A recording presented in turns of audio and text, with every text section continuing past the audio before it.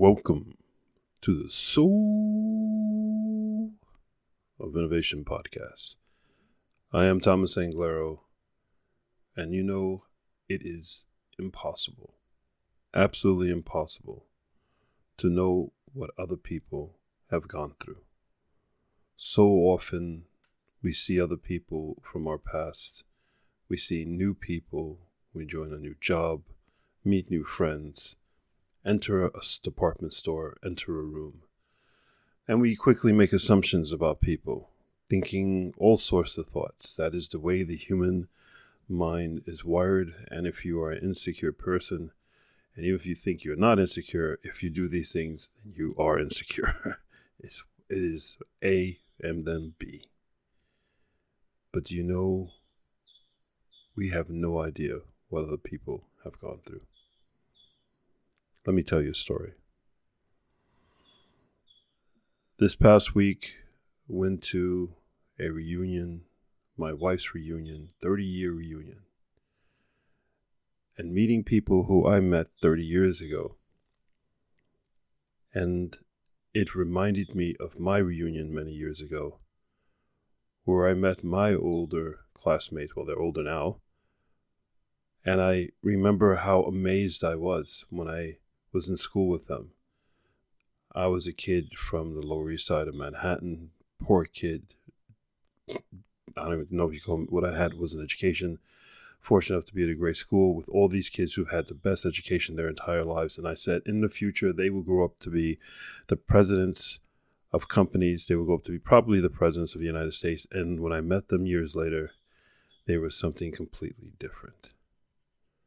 This past week in my wife's reunion, the same experience happened. When I met them 30 years ago, they were young, vibrant architects who will take on the world, who will produce the new pantheons in the Roman Colosseums, who will create new structures that will define the planet, the cultures on the planet, the people on the planet. And most of them did not. But this time I was smart enough to ask them, how have you been in a deeper sense? What have you been through? What are you going through right now? It was only maybe one of 50 that really stood on that line, became the architect that the magazines talk about and the movies talk about.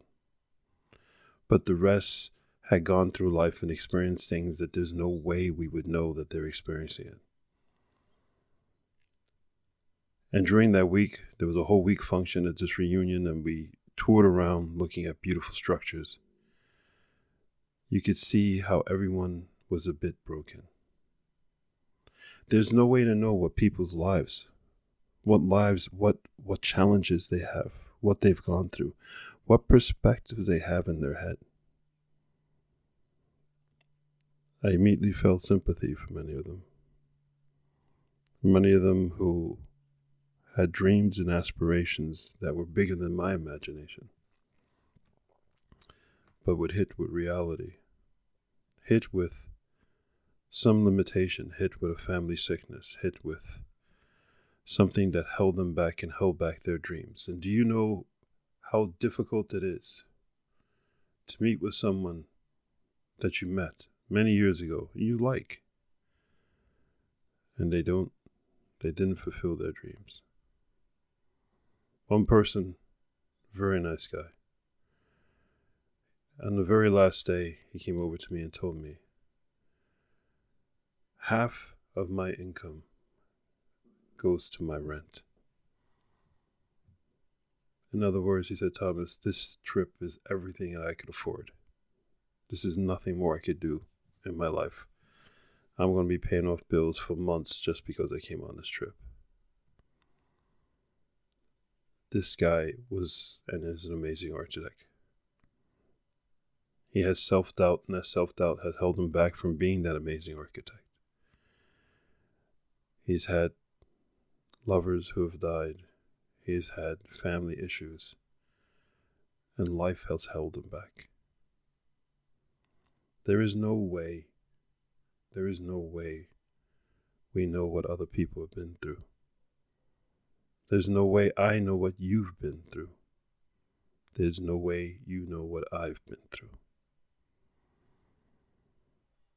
I think instead of walking around and when we enter a room and we think and look at other people and go, oh my God, what does this person do? Oh my God. I think when you enter a room, and I'm not trying to be weird or strange, but I think it is true. When you enter a room with empathy. Enter a room thinking that, not that these people are better than you, but enter the room giving them love and saying, I will love all these people because I know they're going through some hardship. They're going through external hardship, internal hardship. They're going through challenges. You're at work and you meet all these bosses and you meet all these people who are frustrated. And the more frustrated and more yelling people do, the more empathy I have for them. One we're saying, what are you going through? What challenges do you have? Why do you behave this way? There was a study done recently on millionaires. What makes a millionaire? They interviewed 10,000 millionaires, and then they put all the data through an AI, and the AI found one commonality among all the millionaires. And the answer, one commonality was luck. They all went through life and had different lives. But luck made them millionaires. Not that they were great students, not that they had great hair, not that they came from money, but luck. This means that we all go through life. And we all have challenges. No one's better than anyone else. No one has it easier. It's just a very few people get lucky. But those people who get lucky still have the same challenges we do. As I travel around the world and I meet people, we all have the same issues. We just talk about it in different languages, with different expressions. But it's all the same things. The next time you meet someone, the next time you greet someone, give them empathy in your mind. Be excited to meet them.